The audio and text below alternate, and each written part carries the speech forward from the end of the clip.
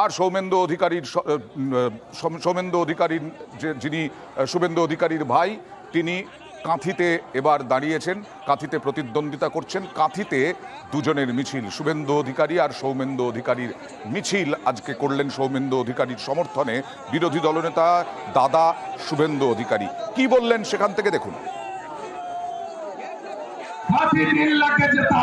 বাকি রাজ্যটা বুঝে নেব, রাজ্যটা বুঝে নেব। বেশি দিন আর রাজনৈতিক আয় নেই তৃণমূলে। গ্রাম রেডি তো, সব বুথ রেডি তো, সব 50 তো, এইবার 400 পার তো, আবার মোদিজি তো।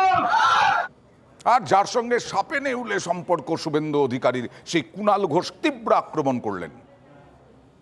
By one get one free, buy one get one free, তার আলাদা কোনো প্রোডাক্ট ভ্যালু থাকে না, কোনো কিছুর সঙ্গে একটা দিয়ে দেয়, প্যাকেটে জুড়ে দেয়, প্যাকেটে জুড়ে। ও সাংসদ ছিল, ওর দাদা ওকে সাংসদ বলেও মনে করছে না, অন্য ভাইকে সাংসদের টিকিট দিয়ে দিয়েছে। ওর দুঃখটা বুঝুন, ও যাবে কোথায়? খারাপ মানসিক যন্ত্রণার মধ্যে আছে। Buy one get one free ওই প্যাকেজে চলে গেছে। পদ্মকুঞ্জ হয়ে উঠল শান্তিকুঞ্জ। কথা বলবো প্রতিনিধি সুজিতের সঙ্গে।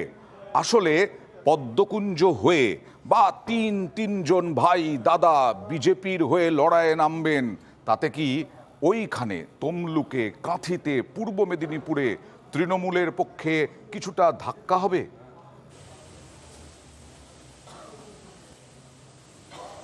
দেখো, তৃণমূল কিন্তু স্পষ্ট করে দিয়েছে যে 21-এর যে ভোট থেকে, বা বলা যায় 19শে ডিসেম্বর 2020 থেকেই, যে যতটা না বিজেপি বনাম তৃণমূল, তার থেকে বেশি শুভেন্দু অধিকারী বা অধিকারী পরিবার বনাম তৃণমূল।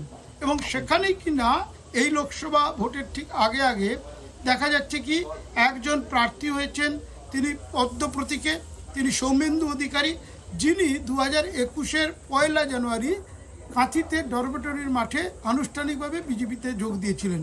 এবং আজকে যিনি যোগ দিলেন তিনি শুভেন্দু অধিকারী সেজ ভাই, তিনি তমলুকের এমপি দুবার জিতেছেন, তিনি কিন্তু আজকে আনুষ্ঠানিকভাবে দিল্লিতে যোগ দিলেন। অর্থাৎ মেদিনীপুরে অমিত শাহর হাত ধরে শুভেন্দু অধিকারী 19শে ডিসেম্বর 2020, আর 1 জানুয়ারি 2021 সৌমেন্দু অধিকারী শুভেন্দুর হাত ধরে, আর আজকে একেবারে দিল্লিতে গিয়ে দিব্যেন্দু অধিকারী। অর্থাৎ প্রত্যাশিত ছিল, শুধু প্রশ্নটা ছিল দিব্যেন্দু কবে আনুষ্ঠানিকভাবে দলবদল করবে। কারণ শুভেন্দু অধিকারী দলবদল করার পর থেকেই এই যে শান্তিকুঞ্জ খাতায় কলমে না হলেও কার্যকলাপে কিন্তু হয়েই গেছিল বিজেপি, সেটা আজকে একবারে শিলমোহর পড়লো।